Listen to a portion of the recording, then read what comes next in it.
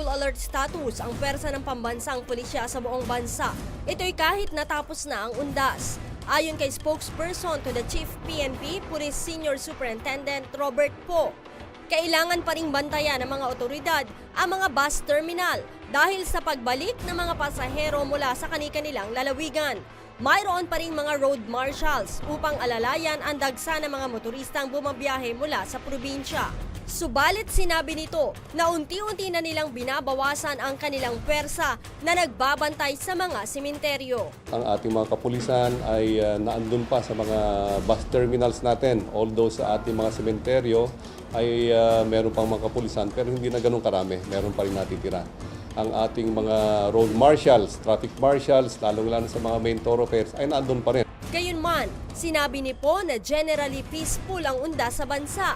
Dahil 3 insidente lamang ng krimen ang naitala sa mga sementeryo kumpara sa 8 noong nakaraang taon. Ang unang insidente ay naitala sa Baliwag, sa kanilang public cemetery doon. Meron tayong naitalang nagsaksakan, magkaibigan. Pangalawa naman ay doon sa Carmen Public Cemetery sa Bohol. Meron tayong accidental discharge ng firearm. Yung pangatlong insidente naman ay nangyari noong linggo na, kahapon. Meron tayong isang pulis na nagbabantay sa public cemetery sa Gihulngan City at tinangkang agawin yung kanyang Armalite. Idinagdag pa ni Poe, ay posibleng ibaba na sa normal status ang pag-alerto ng mga tauhan ng PNP. Subalit depende pa rin ito sa assessment ng mga regional director sa mga lugar na kanilang nasasakupan. Masusubukan ang tibay ng mga bagong patrol jeep na bibilhin ng Philippine National Police sa 3 araw na biyahe nito patungong Kalinga. Ayon kay Directorate for Research and Development Chief Police Director Francisco Uyami, 516 unit ng patrol jeep ang nakatakda nilang bilhin kung makakapasa sa gagawin nilang 1,500 kilometers road test. Sakay ang 35 na sako ng buhangin na may timbang na 1,200 kilos o katumbas ng 10 tao na sakay nito. Natapos na rin ang dimensional speed test, brake test at ascension test nito. Habang 806 na unit naman na 125cc motorsiklo ang kanilang bibilhin kung papasa ito sa 1,000 kilometers non-stop drive. Pero kung bumagsak sa testing ay maaring i-bid ulit or pupunta sa second lowest bidder. Sinabi pa ni Uyami na Mahindra Motors ng India at K-Servico ang nanalo sa bidding kung saan nagkakahalaga ang patrol jeep ng 895,000 bawat isa na mas mababa kumpara sa 900,000 pesos na inilaang budget ng PNP. Ang motorsiklo naman ay nagkakahalaga ng 89,900 pesos, mas mababa sa inalaang 90,000 pesos bawat isa ng PNP. Ito po ay galing sa allocated budget po ito ng PNP. 500 dito sa patrol jeep, 504 million. Tapos sa motorsiklo, 72 million. Ang patrol jeep at motorsiklo ay ipamamahagi sa mga police station sa bansa upang magamit sa kanilang pagpapatrolya.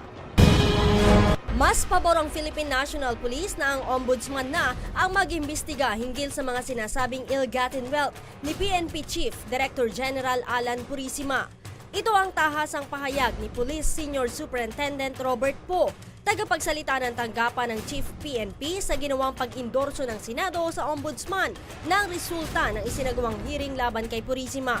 Ayon kay Poe, ang Ombudsman naman ang tamang venue para imbestigahan ang mga umano'y tagong yaman ni Purisima dahil ang ginagawang pagdinig ng mataas na kapulungan ng Kongreso ay tanging in aid of legislation lamang. Ay sa ombudsman sinumite ang kanilang report. So ang ombudsman naman ngayon na investigating body, pinakamainam na government agency na mag-imbestiga sa lahat ng aligasyon para once and for all ay matapos na ang mga aligasyong ibinabato o ikinakabit sa ating Chief of the Philippine National Police. Gayunman, kung kinakailangan naman umanong humarap ulit ni Purisima sa Senado, ay nakahanda naman ang hepe ng pambansang pulisya. Naniniwala din si Po na hindi dapat bigyan ng timetable ang ombudsman sa pag-iimbestiga sa kaso ni Purisima upang mapag-aralan ng husto ang hawak na ebidensya kasama na ang isinumiting committee report ng Senado. Kung kinakailangan talagang ibisigan na maayos, hindi po pwedeng madaliin. Idinagdag pa ng opisyal na kailangan ng ombudsman ng sapat na oras upang tukuyin kung may basihan ang mga aligasyon laban sa pinuno ng pambansang pulisya. Nahuli ng Quezon City Police District Anti-Illegal Drugs ang 2 suspect sa isang buy-bus operation sa Calavite Don Manuel, Barangay Salvacion, Quezon City. Ayon kay QCPD Director, Police Senior Superintendent Joel Pagdilaw, target ng kanilang buy-bus operations ang 100 gramo ng shabu, subalit umabot sa halos 1 kilo na nagkakahalaga ng 4 na milyong piso ang natagpuan sa loob ng pulang Toyota Altis na gamit ng mga suspect. Nakilala ang mga ito na sina Alimar Sulaiman at Raf Takder, mga tubong Marawi at nakatira sa Quiapo, Manila. Subject ng buy-bus natin is 100 grams. Tapos yung total nito, yung mga nakalagay doon is makikita natin mga 1 kilo na to. So almost 4 million yung worth.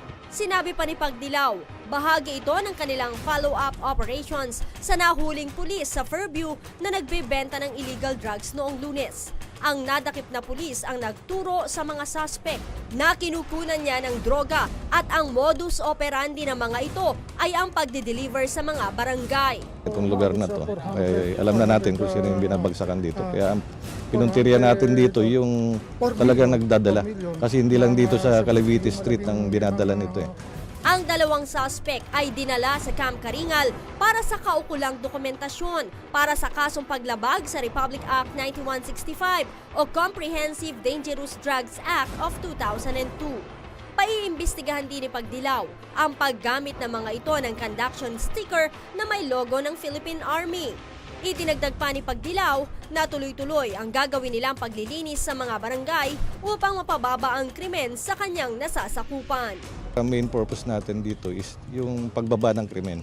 Kasi alam naman natin yung paggamit ng droga ay isa sa mga nakakadagdag dun sa krimen natin.